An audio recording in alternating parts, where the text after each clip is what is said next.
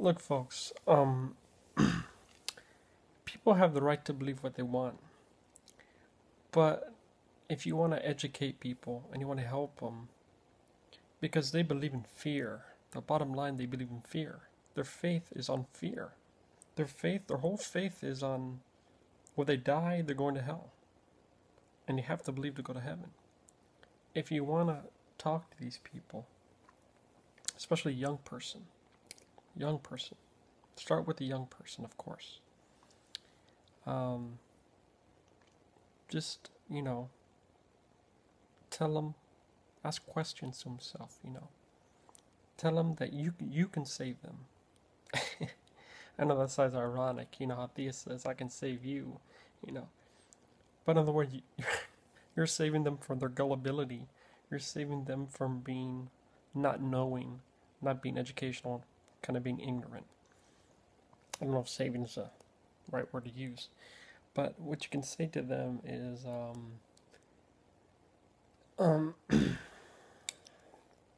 say, you just tell them, I know you believe because you're scared, and your faith demands it. Otherwise, you go to hell. Tell them straight up, because that's what it boils down to.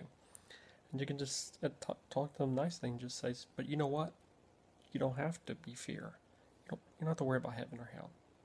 And then you can educate them on the atheist side, you know, and this would help people because their whole faith is they live in fear.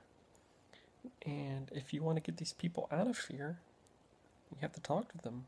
You have to educate them from a realistic perspective. Just tell them straight up. I know, I know, your faith is led by fear, because you're forced to believe whether you like it or not, so you can go to the heaven. Because if you don't, you go to hell. Bottom line, just tell them straight in the face, because that's what their faith is. And then just educate them. Just tell them. Educate them on the critical thinking. And that's the way to solve these disputes, especially with a young person. You have to get straight to the point with these people. You have to. Straight to the point, No BS. Say, boom, I know your your belief is on fear. You have to tell them. Because if you don't, you're not getting anywhere. Because these people have to, because if you get directly to the point and then explain your side, it not only is it from a calm perspective, it's a real perspective, and you don't have to worry about going around in circles because you got straight to the point.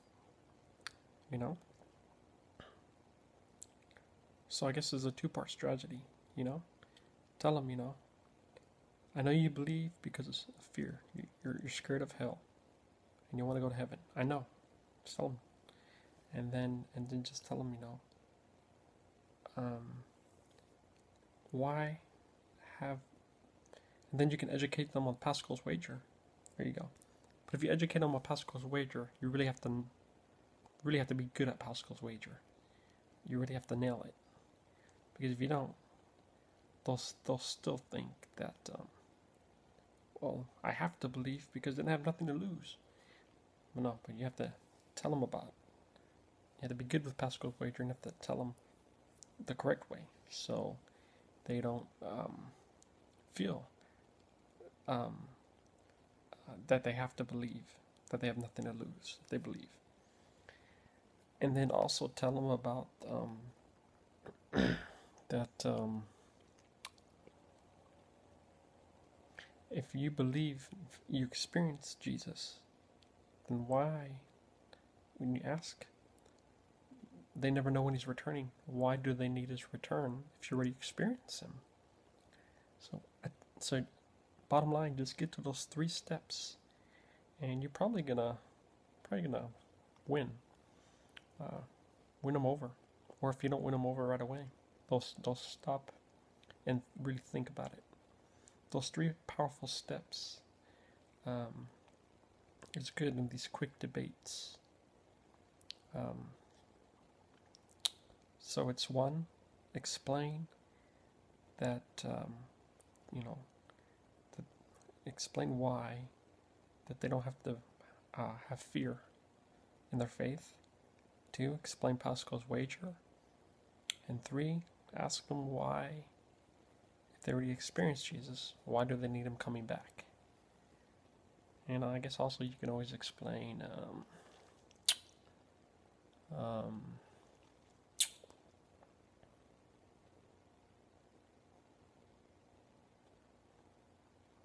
I think that's it, as far as I know. Peace out.